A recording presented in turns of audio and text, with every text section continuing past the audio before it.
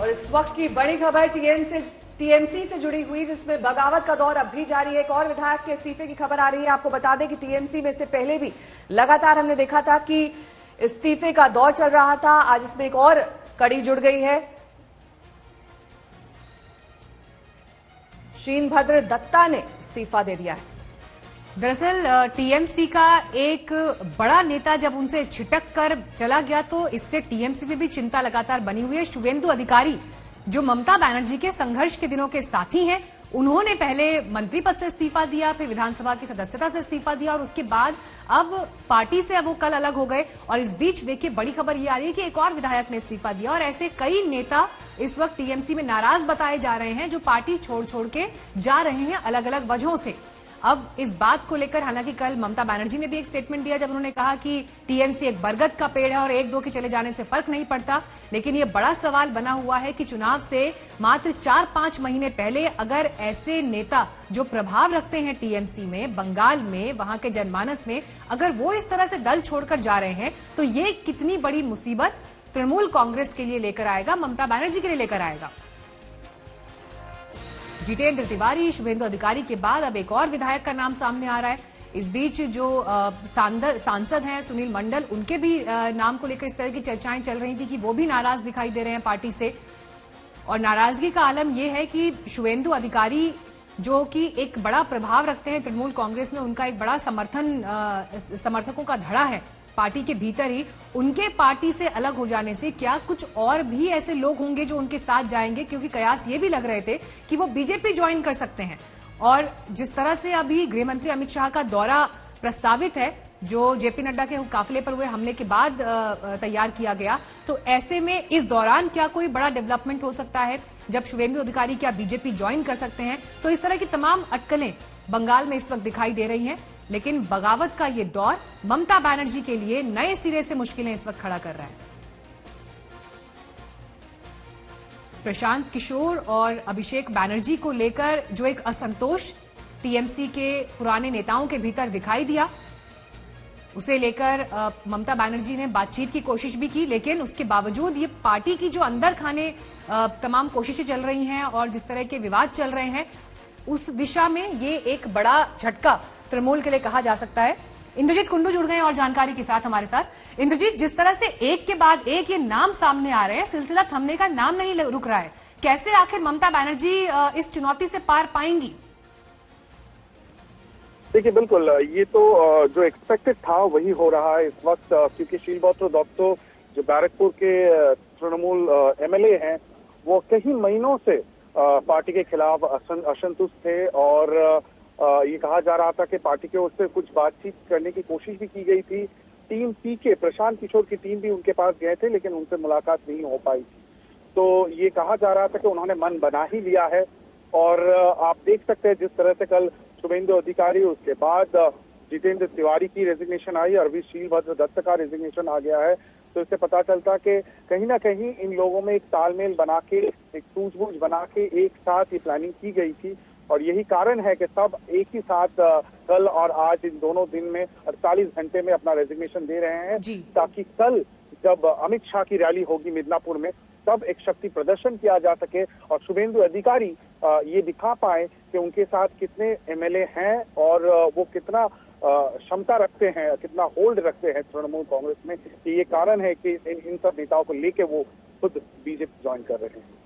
इस पर किसी तरह का कोई रिस्पांस क्या अभी टीएमसी की तरफ से, ममता बनर्जी की तरफ से आया? क्योंकि ममता बनर्जी तो लगातार चुनाव प्रचार में जुटी हुई हैं।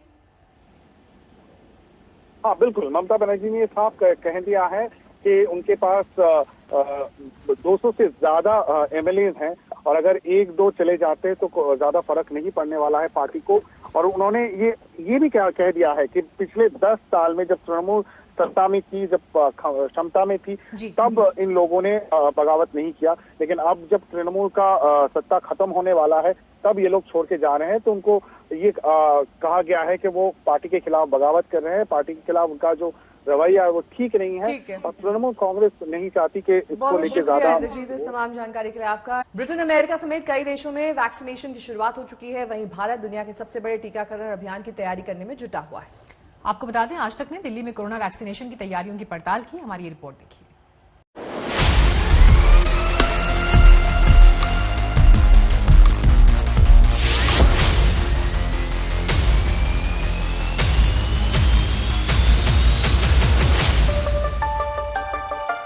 कुछ ही वक्त रह गया है, देश को कोरोना वैक्सीन मिलने ही वाली है। सभी राज्य वैक्सीनेशन ड्राइव शुरू करने के लिए तैयार है, देश की राजधानी भी। सबसे पहले समझिए कि दिल्ली में वैक्सीन पहुंचेगी तो कहां और कैसे स्टोर की जाएगी।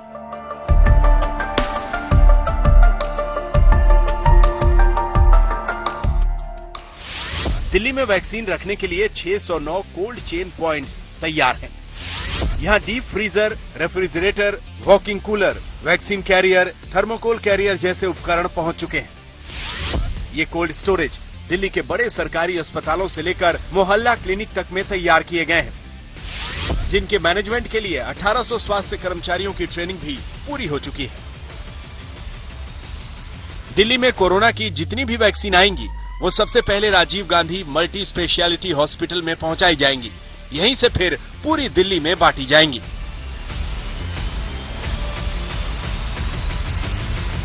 दिल्ली में वैक्सीन डिस्ट्रीब्यूशन की तैयारियां जोरों शोरों पर हैं और मेरे पीछे ये 3 मंजिला इमारत जो है बनेगी एक कोल्ड स्टोरेज फैसिलिटी, जहां पर जब वैक्सीन डिसाइड हो जाएगी वो यहां आकर स्टोर होगी।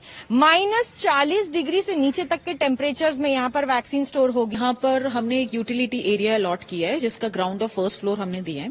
और यहाँ पे जैसे कि आप देख सकते हैं, इलेक्ट्रिकल और सिविल वर्क जोर शोर पे है और हम कोशिश करेंगे अगले 10 से 12 दिन में इसे पूरा करके हम हैंडओवर कर दें, ताकि यहाँ बड़े बड़े फ्रीजर्स और रेफ्रिजरेटर्स जो आने हैं वो आ जाएं, जिनमें कोविड वैक्सीन स्टोर हो सके। वैक्सीन स्टोरेज के साथ साथ वैक्सीनेशन ड्राइव को अंजाम देने के लिए ट्रेनिंग प्रोग्राम भी लगभग फाइनल स्टेज में पहुंच चुके हैं। इसके लिए 3500 स्वास्थ्य कर्मचारियों को चिन्हित किया गया है, जिनमें से करीब 600 स्वास्थ्य कर्मी प्राइवेट सेक्टर से हैं। दिल्ली के टीकाकरण अधिकारी पहले ही केंद्र से प्रशिक्षण ले चुके हैं और वो अब स्वास्थ्य कर्मचारियों को राज्य स्तर पर ट्रेनिंग दे रहे हैं। चुने गए स्वास्थ्य कर्मचारियों को वैक्सीन देने की ट्रेनिंग के अलावा वैक्सीन स्टोरेज और ट्रांसपोर्टेशन से जुड़ा प्रशिक्षण भी दिया जा रहा है। वैक्सीन के लिए लगभग 3500 के करीब स्वास्थ्य कर्मचारियों को आइडेंटिफाई किया गया। इसमें से 1800 हमारे कर्मचारी जो है वो कोल्ड चेन पॉइंट्स पे रहेंगे, जिसमें कि 2 हमारे इनोकुलेटर्स रहेंगे। इसके अलावा हमारे 800 कर्मचारी ऐसे हैं जो कि जिसमें से 600 के करीब प्राइवेट सेक्टर से हैं और 200 कर्मचारी ऐसे हैं जो कि हमारे कैंटोनमेंट हॉस्पिटल, रेलवे हॉस्पिटल से बिलोंग करते हैं, इस प्रकार के अस्पतालों से हैं। इसके अलावा हमारे पास में 600 मेडिकल ऑफिसर्स ऐसे हैं जिनको हम ट्रेन करेंगे, जो कि हमारे कोल्ड चेन पॉइंट्स को मॉनिटर भी करेंगे। कोरोना महामारी से जंग लड़ती दिल्ली की वैक्सीन वाली ट्रेनिंग पूरी हो चुकी है। वैक्सीन आते ही पहले चरण में जिन हेल्थ वर्कर्स को वैक्सीन लगाई जाएगी, उनके नाम, पते और डिटेल्स भी नोट किए जा चुके हैं। दिल्ली में करीब 1.5 लाख लोग ऐसे हैं जो हेल्थ केयर से जुड़े हुए हैं, तो फर्स्ट फेज में उनको लगेगा। सेकंड फेज में अभी ये प्लान है कि जो लोग 50 या 60 ईयर से हैं, अभी क्लियर नहीं है कि 50 डेडलाइन रहेगी या 60 रहेगी, और जो कोमॉर्बिड कंडीशंस हैं उनको सेकंड फेज में वैक्सीन दिया जाएगा और थर्ड फेज में फिर जो आम जनता को वैक्सीन लगेगी। यानी सिर्फ वैक्सीन आने की देर है, जैसे ही वैक्सीन आएगी बिना 1 मिनट की देरी किए दिल्ली वालों को लगनी शुरू हो जाएगी। दिल्ली से मिलन शर्मा के साथ आज तक ब्यूरो। दावा ये किया जा रहा है कि दिल्ली में वैक्सीनेशन की तैयारियां ऐसी हैं कि इस महीने के आखिर में या अगले महीने की शुरुआत में वैक्सीनेशन शुरू हो सकता है। आज तक ने दिल्ली में वैक्सीनेशन प्रोग्राम से जुड़े एक्सपर्ट से भी बात की। हमारी अगली रिपोर्ट इसी बातचीत पर आधारित है।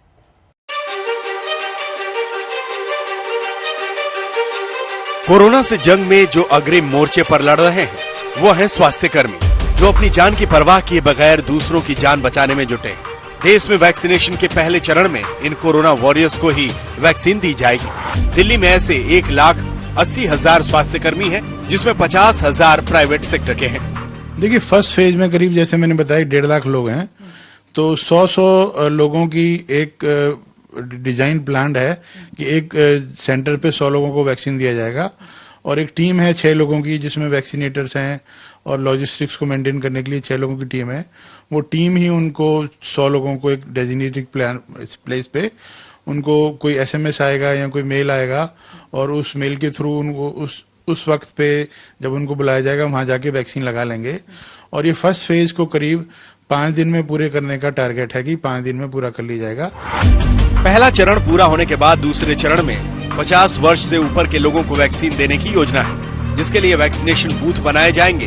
हर बूथ में वैक्सीनेशन की प्रक्रिया 3 चरणों में पूरी होगी।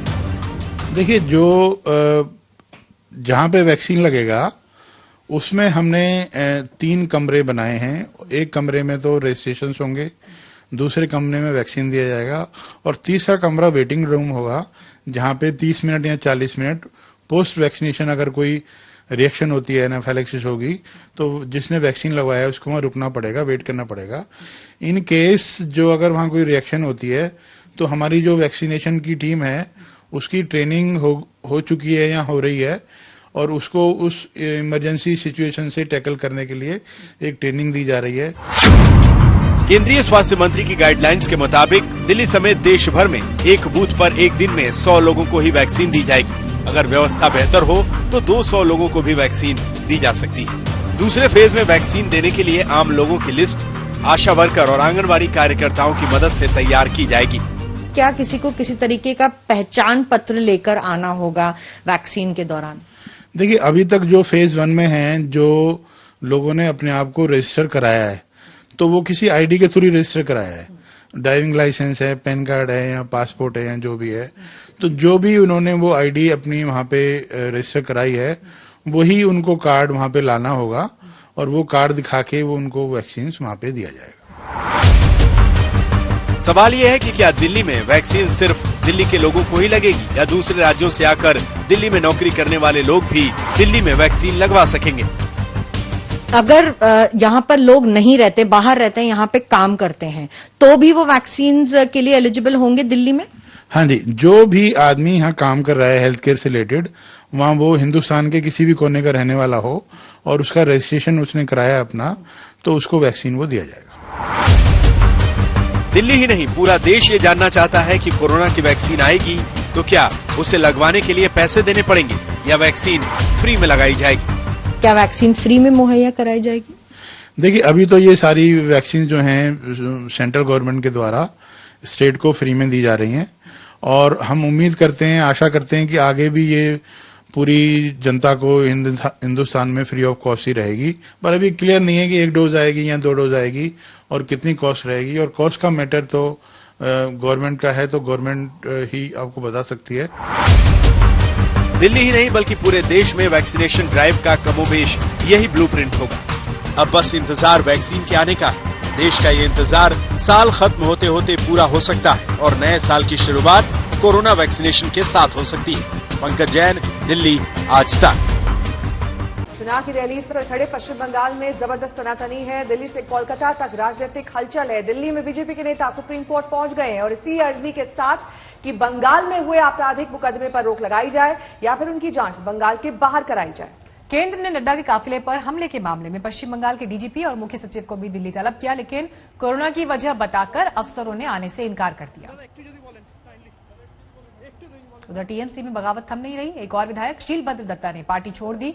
इन तमाम घटनाक्रम पर ममता बनर्जी ने शाम को टीएमसी की बैठक बुलाई है।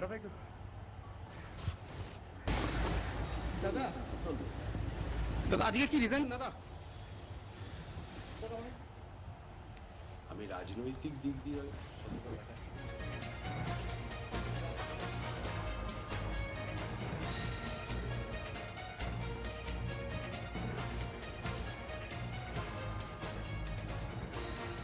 बंगाल की लड़ाई सख्त और तेज हो गई है। कल अमित शाह बंगाल कूच कर रहे हैं, और उससे पहले ममता बनर्जी के घर में ही घमासान तेज है।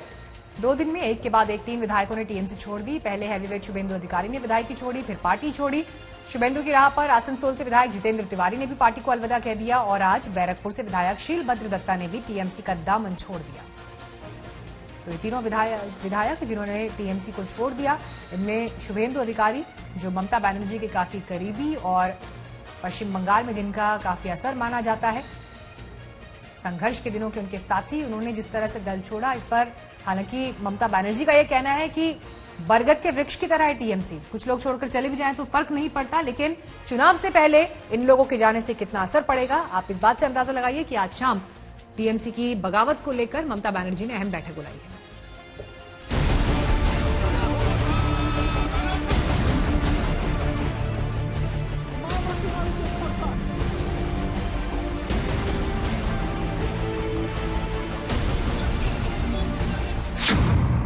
शुभेंदु अधिकारी पूर्व विधायक टीएमसी से इस्तीफा। जितेंद्र तिवारी विधायक टीएमसी से इस्तीफा। सुनील मंडल सांसद टीएमसी छोड़ेंगे। तृणमूल कांग्रेस का अंदरूनी घमासान सीमाएं पार कर रहा है। विरोध में आवाज बुलंद करने वालों को सबक सिखाया जा रहा है।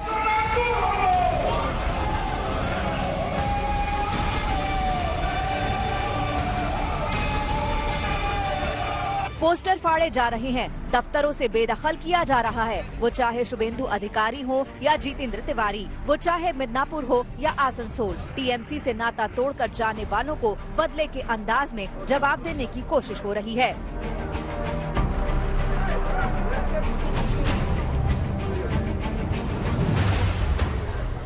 जैसे जैसे अपने बिछड़ते जा रहे हैं, ममता बनर्जी की बेचैनी बढ़ती जा रही है, लेकिन टीएमसी को अलविदा कहने वाले नेताओं की तादाद नहीं थम रही। शुभेंदु अधिकारी पूर्व विधायक टीएमसी से इस्तीफा। जितेंद्र तिवारी विधायक टीएमसी से इस्तीफा। सुनील मंडल सांसद टीएमसी छोड़ेंगे। अधिकारी और तिवारी के बाद सांसद सुनील मंडल भी बगावत की राह पर बढ़ते दिख रहे हैं। मेरे ख्याल से एक तरफ से हमसे बातचीत भी जारी रखना और दूसरी तरफ से ये हथकंडा, कहीं न कहीं असली चेहरा अब सामने आ रहा है। अब उनके साथ एक साथ रहना मेरे लिए संभव है। पार्टी के जो जिला सभापति था उस पद से और पार्टी के साथ जो भी मेरा संपर्क था, सारा संपर्क मैं चाहता हूँ। आज से मेरा तृणमूल कांग्रेस के सभापति के रूप में या किसी भी रूप में कोई संबंध नहीं है। चुनौती दोनों तरफ से है, घर के अंदर से भी और बाहर से भी। बीजेपी ने कई चक्रव्यूह एक साथ खोल दिए हैं। कई मोर्चों पर ममता को घेरा जा रहा है। बीजेपी के कई बड़े नेताओं ने सुप्रीम कोर्ट में अर्जी देकर आपराधिक मामलों में एक्शन पर रोक और राज्य के बाहर मुकदमा चलाने की याचिका दी है। 3 आईपीएस अफसरों के तबादले पर भी ममता सरकार के खिलाफ एक्शन का कानूनी रास्ता तलाशा जा रहा है। सीआरपीएफ ने नड्डा के काफिले पर हमले में सुरक्षा संबंधी चूक पर राज्य पुलिस प्रमुख को खत लिखा है। खत में 2 टूक कहा गया है कि राज्य पुलिस ने सुरक्षा के पूरे इंतजाम नहीं किए। इस केस में राज्य के डीजीपी चीफ सेक्रेटरी ने दिल्ली आने से इनकार किया। केंद्र सरकार अब अगले एक्शन की तैयारी कर रही है। बंगाल में अराजकता है, लोगों की जान खतरे में है। जिस प्रकार हिंसक राजनीति ममता जी की लीडरशिप में हो रही है, वह प्रजातंत्र में कभी भी और कहीं भी नहीं होती। और इसलिए यहाँ प्रजातंत्र के अंदर जिस तरीके से लॉ एंड ऑर्डर नहीं है, उससे ऐसा लगता है कि यहाँ पर राष्ट्रपति शासन होगा जब भी निष्पक्ष चुनाव हो पाएंगे। We would not allow the brazen attempt by the center to control the state machinery by proxy. West Bengal is not going to cow down in front of the expansionist and undemocratic forces. ये तो बंगाल की जंग का ताजा सूरत हाल है, जहां म्यान से तलवारें निकल चुकी हैं। तनातनी लगातार बढ़ती जा रही है। कोलकाता से मनोज लोईवाल के साथ आज तक ब्यूरो।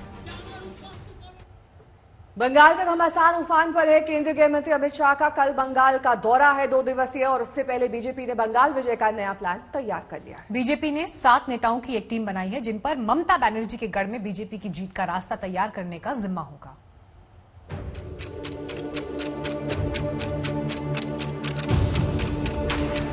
ये स्पष्ट बताता है कि इनटॉलरेंस दाय नेम इज ममता। কোনদিন একটা চিফ মিনিস্টার চলে আসছে, কাজ নেই তো কিছু, লোকের কাজ করে না। কোনদিন হোম মিনিস্টার চলে আসছে, কোনদিন ওই আরেকটা মিনিস্টার চলে আসছে। हमारा एक एक कार्यकर्ता सभी कंस्टिट्यूएंसीज में जाकर के भारतीय जनता पार्टी के लिए काम करेगा। এই কাজগুলো করছে প্রত্যেকটা ইঞ্চিতে ইঞ্চিতে বদলা নেব বলে যাচ্ছি, প্রত্যেকটা বদলা নেব। 2021 की सबसे बड़ी जंग का मैदान सज चुका है। सेनाएं तैयार हैं, सेनापति तैयार हैं। बंगाल विजय का अपना अपना प्लान भी तैयार है। फर्क सिर्फ इतना है कि चुनाव की दहलीज पर खड़ी ममता बनर्जी घर के घमासान से जूझ रही हैं, तो एक संगठन के तौर पर बीजेपी फिर 20 ही दिख रही है। नड्डा बंगाल जा रहे हैं, अमित शाह दौरे पे दौरा कर रहे हैं, तो अब पार्टी के बड़े नेताओं की भी अभी से तैनाती की तैयारी है। बीजेपी ने 7 बड़े नेताओं की टीम तय कर दी है। इनमें शामिल होंगे गजेंद्र सिंह शेखावत केंद्रीय मंत्री, अर्जुन मुंडा केंद्रीय मंत्री, प्रहलाद पटेल केंद्रीय मंत्री, संजीव बालियान केंद्रीय मंत्री, मनसुख मंडाविया केंद्रीय मंत्री, Keshav Prasad Maurya deputy CM UP, Narottam Mishra गृह मंत्री Madhya Pradesh. Law and order ध्वस्त है पूरा का पूरा बंगाल का। असामाजिक तत्वों के आधार पर ममता जी चुनाव लड़ रही हैं। ममता बनर्जी के कुशासन को उखाड़ के फेंकना, राष्ट्रवाद की मुख्य धारा में पश्चिम बंगाल को जोड़ना और पश्चिम बंगाल का विकास करके पुनः इसको शीर्ष की ओर ले जाना। कैलाश विजयवर्गीय पहले से ही बंगाल में जुटे हुए हैं। अब 7 नेताओं की टीम का गठन हुआ है, जो केंद्रीय गृह मंत्री अमित शाह, बीजेपी अध्यक्ष जेपी नड्डा और बीएल संतोष को रिपोर्ट करेंगे। बंगाल चुनाव में ममता बनर्जी को पटखनी देने के लिए बीजेपी ने मास्टर प्लान तैयार कर लिया है। अमित शाह के नेतृत्व में 7 नेताओं की स्पेशल टीम बनाकर उसको जिम्मेदारी भी दे दी गई है। मतलब साफ है, बंगाल चुनाव जीतकर बीजेपी एक नया इतिहास रचना चाहती है। तो बीजेपी ने कमर कस ली है, प्लान पक्का कर लिया है, इरादे भी बुलंद कर लिए हैं। बीजेपी के बंगाल विजय के नए प्लान का ब्लूप्रिंट भी तैयार है। 7 हैवीवेट नेताओं की टीम का गठन किया गया है। हर एक नेता पर 6 संसदीय क्षेत्रों का जिम्मा होगा। 7 नेता लगातार बंगाल का दौरा करेंगे। 19 दिसंबर को 7 नेताओं से अमित शाह की बैठक होगी। बंगाल दौरे के दौरान अमित शाह के साथ इन नेताओं से पहली बैठक होगी। बीजेपी कदम दर कदम आगे बढ़ा रही है। ममता बनर्जी को हर तरफ से घेरा जा रहा है, कुछ इसी अंदाज में जैसे वो दूसरे राज्यों में घेराबंदी करती रही है और जीतती रही है। दिल्ली से हिमांशु मिश्रा के साथ आज तक ब्यूरो। दिल्ली में देर रात भूकंप के झटके महसूस किए गए। राजधानी को राजस्थान के अलवर से 4.2 की तीव्रता का झटका लगा।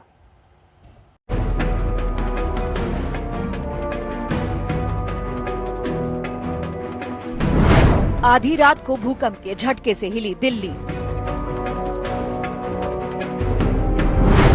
राजस्थान से दिल्ली पहुंचा 4.2 तीव्रता का झटका।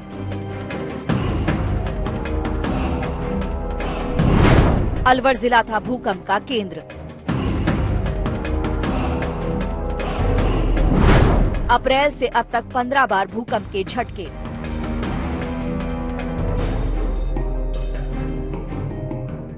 कड़ाके की सर्दी में जब दिल्ली वाले कंबल और रजाइयों में दुबके थे, तब भूकंप के झटकों ने उनकी नींद उड़ा दी। कोई बिस्तर छोड़कर भागा तो कोई घर से बाहर निकल पड़ा। जिसने भी झटका महसूस किया वो खौफ में अपनी जगह से भाग खड़ा हुआ। हम स्टेशन के अंदर थे जी, 11:15 के बजे टाइम था। हमने देखा कि एकदम भूकंप से आया तो एकदम पब्लिक भगने लगी, अफरा-तफरी मच गई। कुछ बच्चे थे, लेडीज बैठी थी बेचारी, वो भी भागने लगे। पूरी पब्लिक इधर उधर होने लगी। फिर हम भी स्टेशन के बाहर आ गए। वो रात को 11:45 का वक्त था जब भूकंप के झटके से दिल्ली हिल गई।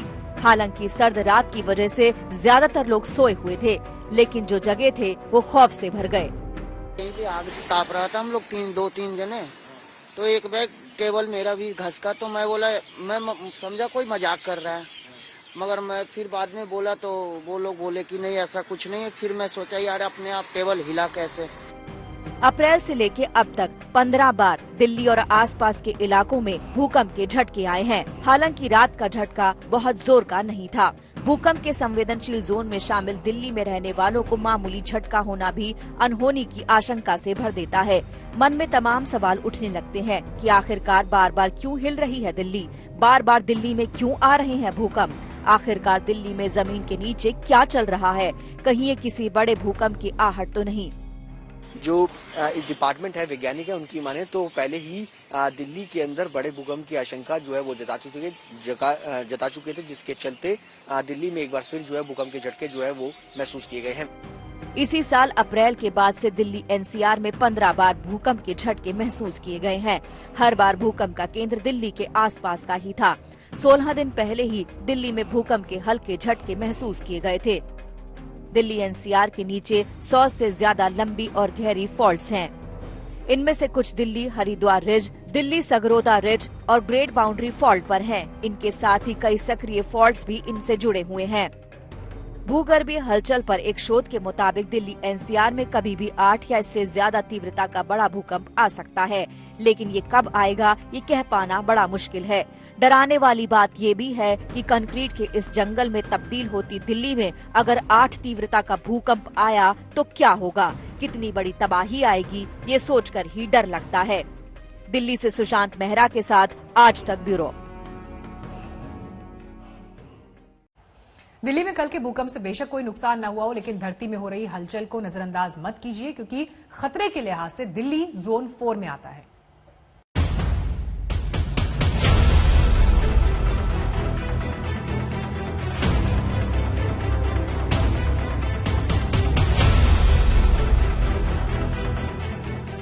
जब कभी भयंकर जलजला आता है तो मजबूत से मजबूत इमारतें ताश के महल की तरह बिखर जाती हैं। इंसानी बस्तियां उजड़ जाती हैं। चारों तरफ विनाश का मंजर पसर जाता है।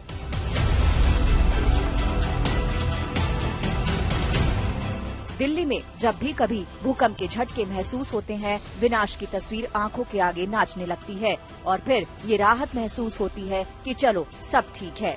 यह एहसास इसीलिए क्योंकि दिल्ली भूकंप के बेहद संवेदनशील जोन में शामिल है, जहां कभी भी 8 तीव्रता का भूकंप आ सकता है।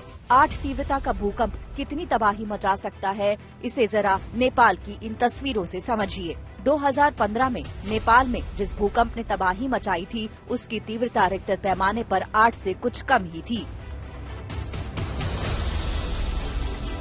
कुछ महीने पहले भूविज्ञान मंत्रालय ने एक रिपोर्ट जारी की थी, जिसमें कहा गया था कि अगर दिल्ली में तेज भूकंप आता है तो एपिसेंटर दिल्ली के आसपास ही हो सकता है, तो भारी तबाही होगी। सबसे ज्यादा खतरनाक यमुना नदी के अगल बगल के इलाके हैं। खासकर पूर्वी दिल्ली में भयंकर बर्बादी होगी। पूर्वी दिल्ली मतलब लक्ष्मी नगर, शकरपुर जैसे इलाके जो घनी आबादी वाले हैं। सिस्मिक हजार्ड माइक्रोजोनेशन ऑफ दिल्ली नाम से जारी रिपोर्ट में भूकंप के खतरे के हिसाब से दिल्ली को 3 जोन में बांटा गया है। सबसे ज्यादा खतरे वाला जोन, मध्यम खतरे वाला जोन, कम खतरे वाला जोन। सबसे ज्यादा खतरे वाले जोन में आने वाले इलाके हैं दिल्ली के यमुना नदी के किनारे के ज्यादातर इलाके, उत्तरी दिल्ली का कुछ हिस्सा और दक्षिण पश्चिम दिल्ली का थोड़ा सा हिस्सा।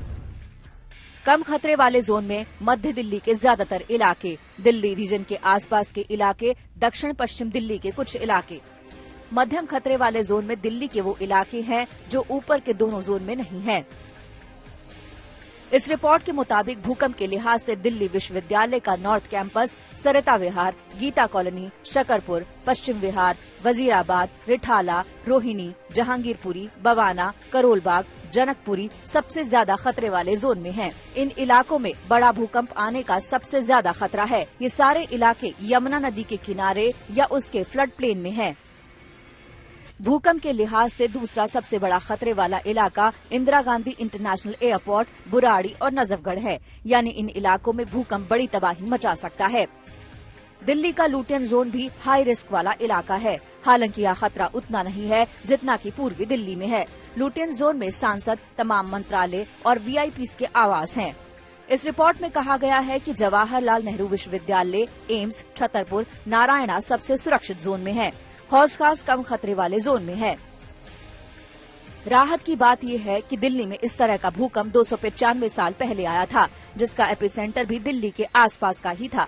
ये भूकंप 15 जुलाई 1720 को आया था और इसकी तीव्रता 6.5 थी। दिल्ली में भूकंप से तबाही के खतरे की वजह इसकी घनी बसावट ही है। राजधानी की आबादी करीब 2 करोड़ के आसपास है। दिल्ली के कई इलाके आबादी और इमारतों के लिहाज से बेहद घने हैं। ऐसे में बड़ी तीव्रता का भूकंप यहाँ काफी नुकसान कर सकता है। आज तक ब्यूरो। दिल्ली वाले कड़ाके की ठंड महसूस कर रहे हैं। कल दिल्ली में ठंड ने 10 साल का रिकॉर्ड तोड़ दिया। सीजन का सबसे सर्द दिन कल रिकॉर्ड हुआ, लेकिन डर की बात यह है कि अभी सबसे सर्द दिन आना बाकी है।